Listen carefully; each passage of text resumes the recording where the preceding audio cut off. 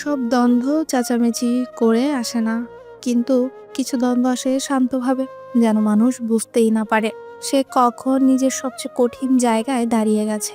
প্রিয়ন্তী আজ ঠিক সেই জায়গায় দাঁড়িয়ে। ঢাকার সকালগুলো আবার তার ছন্দে ফিরছে। ঘুম থেকে ওঠা, কফি, নোটবুক। বিদেশ থাকার সময় এই ছন্দটার কথা সে ভুলেই গিয়েছিল। এখন এই ছন্দটা তার নিজের মনে হয়। সে কাজ খুঁজছে, ফুল টাইম না, কিন্তু সিরিয়াস। সে আর যা পায় তাই চায় না। সে চায় যেখানে সে শিখবে, যেখানে তার মতামতের গুরুত্ব পাবে। এই চাওয়াটা আগের প্রিয়ন্তীর ছিল না। এই সকালে একটা ইমেল আসে, ইন্টারভিউ কল, একটা রিসার্চ ভিত্তিক অর্গানাইজেশন। নামটা সে বিদেশে থাকতেই শুনেছে। ইমেলটা পড়েই তার বুকটা ধক করে ওঠে। এটা বড় সুযোগ। সে কাউকে সঙ্গে সঙ্গে জানায় না, কারণ এখন সে শিখেছে সবকিছু ভাগ করে নিতে হয় না তাৎক্ষণিক। সেদিন বিকেলে তাসদিরের সাথে তার দেখা হয়েছে একটা আর্ট গ্যালারিতে, নিরপেক্ষ জায়গায়। এই নিরপেক্ষ জায়গাটা শব্দটার মানে তারা দুজনেই এখন বুঝে। তাসদির আগে আসে, সে চারপাশে দেখে। এই জায়গাটা তার জন্য নতুন। আগে সে এমন জায়গায় আসতো না। প্রিয়ন্তী ঢুকে, তাসদির তাকায়। এ তাকানোয় মালিকানা নেই, মালিকানা নেই, আছে স্বীকৃতি। এ হাই প্রিয়ন্তী, হাই। তারা হাঁটতে শুরু করে। চিত্র, রঙ্গ, নীরবতা। এই নীরবতা অস্বস্তিকর না। আমি একটা ইন্টারভিউ কল পেয়েছি, প্রিয়ন্তী হঠাৎই বলে। এই বলাটা ঘোষণা না, শেয়ার। তাসদির থামে, তারপর ধীরে হাঁটতে হাঁটতে বলে, এটা ভালো খবর। হ্যাঁ, কিন্তু সহজ না। কেন? প্রিয়ন্তী একটু থামে। কারণ কাজটা ঢাকার বাহিরে। সে বলে, শুরুতে রিমোট, কিন্তু পরে হয়তো পুরোপুরি অন্য শহর। এই কথাটা তাসদিরের ভেতরে একটা পরিচিত ঢেউ তুলে। ভয়, কিন্তু এবার সে এই ভয়টা ধরতে পারে। তুমি কি ভাবছো? প্রিয়ন্তী সরাসরি জিজ্ঞেস করে। এই সরাসরিটাও তাদের নতুন নিয়ম। তাসদির গভীর শ্বাস নেয়। আমি ভাবছি, সে ধীরে বলে। এই খবরটা শুনে আমার ভেতরে পুরনো একটা ভয় নড়ছে। প্রিয়ন্তী থামে। কি ধরনের ভয়? এই ভয়টা যে তুমি আবার এমন একটা জায়গায় যাবে যেখানে আমি তোমার জীবনের অংশ না। এই স্বীকারোক্তিটা সে আগে কখনো করতে পারেনি। প্রিয়ন্তীর বুকটা টান খায়, কিন্তু সে প্রতিক্রিয়া দেয় না সঙ্গে সঙ্গে। আর তুমি, তুমি কি ভাবছো? আমি ভাবছি, আমি যদি এই সুযোগটা না নিই, আমি নিজের সাথে মিথ্যে বলবো। কথাটা তাসদির বুঝতে পারে, কারণ এই মিথ্যেটা সে নিজেও করেছে এক সময়। আমি চাই না এই সিদ্ধান্তটা আমাদের সম্পর্কের ওজন দিয়ে মাপা হোক। এই লাইনের ভেতর ভয় নেই, আছে সীমা। তাসদির থেমে দাঁড়ায়। এটা সে জায়গা যেখানে পুরনো তাসদির রক্ষা কবচ তুলত, কিন্তু সে এখন থামে। আমি তোমাকে থামাতে চাই না, সে বলে, কিন্তু আমি মিথ্যে বলবো না। আমার কষ্ট হবে। এই সত্যটা প্রিয়ন্তীকে অবাক করে না। সে শুধু মাথা নাড়ে। আমি জানি, সে বলে, কিন্তু তোমার কষ্টের দায়িত্ব আমি একা নিতে পারবো না। এই কথাটা কিন্তু দরকারি। তারা আবার হাঁটতে শুরু করে। কিছুক্ষণ কেউ কথা বলে না। এই নীরবতাটা এবার ভারী। তুমি কি ভাবছো? তাসদির হঠাৎ বলে। আমরা একই পথেই হাঁটছি। প্রিয়ন্তী থামে। এই প্রশ্নটা এই পর্বের কেন্দ্র। আমি মনে করি, সে ধীরে বলে, আমরা একই দিকে তাকিয়ে আছি, কিন্তু পথটা একেবারে এক না। এইটা কি সমস্যা? না, যদি আমরা সেটা স্বীকার করতে পারি। তাসদির গভীর শ্বাস নেয়। আমি ভয় পাই, সে বলে। আমি আবার পিছিয়ে পড়বো কিনা? প্রিয়তি তার দিকে তাকায়। এই তাকানোতে কোনো অভিযোগ নেই। আমি আর কাউকে টানবো না, সে বলে। তুমি যদি পিছিয়ে পড়ো, আমি তোমার পাশে থামবো না, কিন্তু আমি ফিরে তাকাবো। এই কথাটা ভালোবাসার নতুন ভাষা। তাসদির চুপ করে থাকে, তারপর বলে, এটা কঠিন। প্রিয়ন্তী বলে, কিন্তু সৎ। এই দ্বন্দ্বটা এখানেই শেষ হয় না, এটা তাদের সাথে হাঁটে। সন্ধ্যায় তারা আলাদা হয়, কেউ হাত ধরে না, কিন্তু কেউ মুখ ফিরিয়ে নেয় না। রাতে প্রিয়ন্তী ডায়েরি লিখে, আমি ভালোবাসাকে ছাড়ছি না, আমি শুধু ভালোবাসার জন্য নিজেকে ছাড়ছি না। ঢাকায় তাসদির ছাদে দাঁড়িয়ে। এই রাতটা তার জন্য পরীক্ষা। সে নিজেকে বলে, ভালোবাসা মানেই সবসময় পাশে থাকা না, কখনো কখনো পাশে না থেকেও সোজা দাঁড়িয়ে থাকা। এই পর্বে প্রথম সত্যিকারের দ্বন্দ্ব এলো, কিন্তু কেউ হারলো না, কারণ এই দ্বন্দ্ব ভাঙার জন্য না, এই দ্বন্দ্ব বুঝে নেওয়ার জন্য। আর সামনে আছে একটা সিদ্ধান্ত, যেটা শুধু অনুভূতির না, বাস্তবতার। কিছুদিন আসে যেদিন মানুষ বুঝে যায় আজ যা ঘটবে তা শুধু আজকের না। প্রিয়ন্তী আজ সকাল থেকেই সেই অনুভূতিটা নিয়েই উঠেছে। আজ তার ইন্টারভিউ। এই শব্দটা আগে তাকে নার্ভাস করত, আজ করছে না। আজ তার বুকের ভেতরে ভয়ের বদলে একটা অদ্ভুত স্থিরতা। সে আয়নার সামনে দাঁড়িয়ে নিজেকে দেখে। এই মুখটা মাস আগের না। এই চোখে এখন অনুমতির অপেক্ষা নেই। মা দরজায় নক করে। চা বানিয়েছি। প্রিয়তি হাসে। ধন্যবাদ মা। এই হাসিটা স্বাভাবিক। সে চাটা হাতে নিয়ে বসে, নোটবুক খুলে। নোটবুকের প্রথম পাতায় একটাই লাইন লেখা, নিজেকে ছোট করব না। এই লাইনটা সে বিদেশ থাকতে লিখেছিল। আজ এই লাইনটাই তার সবচেয়ে বড় প্রস্তুতি। Interview online, laptop on, camera on, স্ক্রিনে 3জন মানুষ, তারাই প্রশ্ন করে। এই প্রশ্নগুলো আগে হলে প্রিয়তি নিজেকে প্রমাণ করতে ব্যস্ত হতো। আজ সে নিজের কথাই বলে। আপনি কেন এই কাজটা চান? প্রিয়ন্তি গভীর শ্বাস নেয়। কারণ এই কাজটা, সে বলে, আমাকে আমার স্কেল ব্যবহার করতে দেবে, আর এই একই সাথে আমাকে প্রশ্ন করতে শেখাবে। আমি এমন এক জায়গায় থাকতে চাই যেখানে প্রশ্ন করা দুর্বলতা না। ইন্টারভিউ বোর্ডের একজন হালকা হাসে। আরেকটা প্রশ্ন আসে, আপনি যদি এই কাজটা না পান? প্রিয়ন্তি এক মুহূর্ত থামে, তারপর বলে, আমি ভেঙে পড়বো না, আমি শিখবো। আমার কোথায় উন্নতি দরকার। এই উত্তরটা সত্য। ইন্টারভিউ শেষ, স্ক্রিন ব্ল্যাক। প্রিয়ন্তি চেয়ার থেকে হেলে পড়ে। নার্ভাস না, ক্লান্ত। কিন্তু এই ক্লান্তি ভালো। সে ফোন হাতে নেয়। কাকে জানাবে? এই প্রশ্নটা এখন আর স্বাভাবিক না।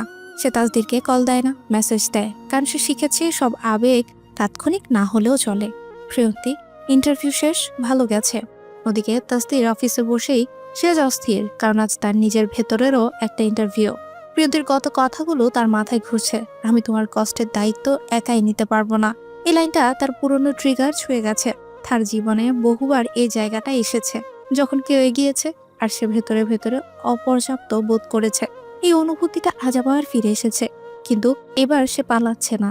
ফোনে প্রিয়ন্তীর মেসেজ দেখে সে চোখ বন্ধ করে নেয়, গভীর শ্বাস নেয়। তার রিপ্লাই, আমি খুশি তুমি নিজের মতো করে কথা বলতে পেরেছ, এটাই সবচেয়ে বড় ব্যাপার।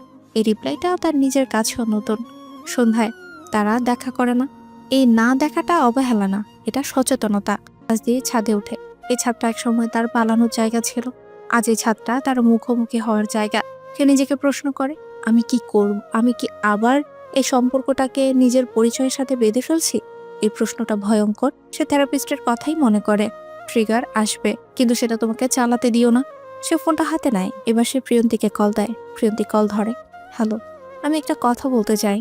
এটা ইন্টারভিউ নিয়ে না। প্রিয়ন্তী চুপ করে। শোনার জন্য সে প্রস্তুত। আজ তোমার ইন্টারভিউটা আমার ভেতরের একটা ভয়কে নাড়িয়েছে। তাসদির বলে, এই ভয়টা পুরনো, যে আছি পড়ছি। প্রিয়ন্তী চোখ বন্ধ করে শুনে। আমি এই ভয়টা তোমার ঘাড়ে চাপাতে চাই না। তাসদির বলে, কিন্তু আমি মিথ্যে বলবো না, এটাই আছে। এই সত্যটাই তাদের সবচেয়ে বড় অগ্রগতি। ধন্যবাদ বলার জন্য। প্রিয়ন্তী বলে, আগে তুমি এই জায়গায় রাগ করতে। তাদের হালকা হাসে। আমি জানি। সে বলে, আমি চেষ্টা করছি ভিন্নভাবে থাকতে। আমি তোমার পাশে আছি। প্রিয়ন্তী ধীরে বলে, কিন্তু আমি থামবো না। আমি চাইও না তুমি থামো। তাসদির বলে, আমি চাই আমি যেন নিজের জায়গায় দাঁড়িয়ে এই ভয়টা সামলাই। এই কথোপকথন লম্বা হয়। তারা কথা বলে ভয় নিয়ে, ভবিষ্যৎ নিয়ে, সম্ভাবনা নিয়ে। এবার কেউ কাউকে আশ্বাস দেয় না। এবার তারা নিজেদের দায়িত্ব নেয়। কল শেষ হয়, কিন্তু এবার মন ভারী না, মন পরিষ্কার। রাতে প্রিয়ন্তী ডায়েরিতে লিখে, আমি আজ বুঝেছি ভালোবাসা মানে একসাথে ভেঙে পড়া না। ভালোবাসা মানে নিজ নিজ ভাঙন নিজে সামলে একই আকাশের নিচে থাকা। কিন্তু দুজনেই নিজেদের সবচেয়ে দুর্বল জায়গাটা খোলাখুলি দেখিয়েছে। আর এই জায়গা থেকেই পরের সিদ্ধান্ত জন্ম নেয়।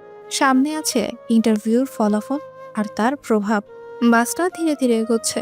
রাত গভীর হয়েছে, কিন্তু ভেতরের বাতাসটা অদ্ভুতভাবে ভারী। জানলার বাইরে হেডলাইটের আলো মাঝে মাঝে কুয়াশা কেটে রাস্তার দাগগুলো দেখিয়ে দিচ্ছে, আবার মিলিয়েও যাচ্ছে। ইঞ্জিনের একটানা শব্দের ভেতরেও একটা অস্বস্তিকর নীরবতা জমে আছে, যেটা শব্দ দিয়ে বোঝানো যায় না, শুধু অনুভব করা যায়। প্রিয়ন্তী জানলার পাশে বসে আছে, মাথাটা হালকা করে কাছে ঠাকানো, চোখ খোলা, কিন্তু তাকিয়ে নেই, দেখছে না কিছুই। তার বুকের ভেতর এখনো ধাক্কা খাচ্ছে পর্ব 35-এর শেষ মুহূর্তটা। তাসদিরের সেই কথা, সেই দৃষ্টি। আজ যেভাবে সে একটু দ্বিধা না করে সত্যটা ছুড়ে দিয়েছিল। পাশের সিটে বসে থাকা তাসদির চুপচাপ, খুব চুপ, অস্বাভাবিকভাবেই চুপ। তার চোখ সামনের দিকে, কিন্তু মনটা কোথায় সে নিজেও ঠিক জানে না। সে জানে শুধু এতদিন যেটা লুকিয়ে রেখেছিল সেটা আর লুকানো নেই। আর প্রিয়ন্তীর নীরবতাই তাকে সবচেয়ে বেশি অস্বস্তিতে ফেলছে।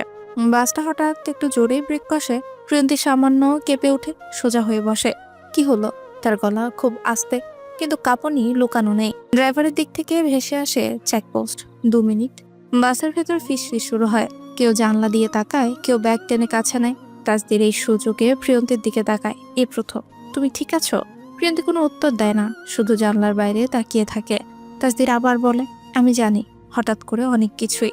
এবার প্রিয়ন্তী মুখ ঘোরায়। তার চোখে রাগ নেই, কষ্টও নেই।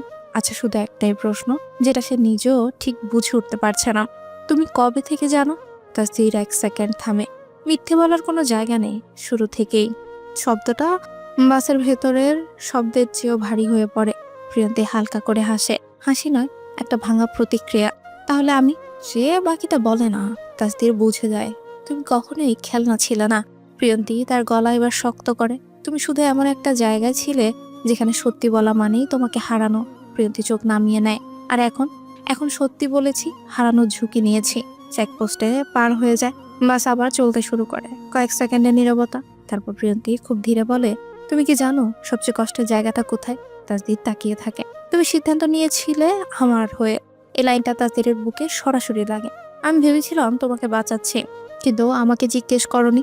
এবার তাসদির আর কিছুই বলতে পারে না। বাসের ভেতরে আলোটা হালকা ম্লান, বাইরে অন্ধকার আরো ঘন। পেছনের সিট থেকে পাভেলের কণ্ঠ ভেসে আসে, এই কফি নেবে কেউ? মিতালি হালকা বিরক্ত গলায় বলে, রাত 3টায় কফি? এখন রাত দিন কিছুই বোঝা যাচ্ছে না। প্রিয়ন্তী প্রথমবারের মতো পেছনে তাকায়। পরিচিত মানুষগুলো, পরিচিত হাসি, সবকিছু যেন একটু দূরে সরে গেছে। সে আবার সামনে তাকায়। তাসদির, এই ট্রিপটা শেষ হলে সব কি আগের মতো থাকবে? তাসদির উত্তর দিতে দেরি করে, না। প্রিয়ন্তীর ঠোঁট কেঁপে ওঠে, কিন্তু মিথ্যে থাকবে না। এই কথাটা সে জোর দিয়ে বলে। বাসটা পাহাড়ি রাস্তায় ঢুকছে। মোড় ঘুরলে আলো আধারের খেলা। প্রিয়ন্তী চোখ বন্ধ করে নেয়। এই যাত্রাটা শুধু জায়গা বদলানোর না, এই যাত্রাটা বিশ্বাস বদলানোর, আর হয়তো নিজেকে নতুন করে চিনে নেওয়া। তাসদির জানে পরের কয়েকটা ঘন্টা তাদের দুজনের জন্য সবচেয়ে কঠিন হবে।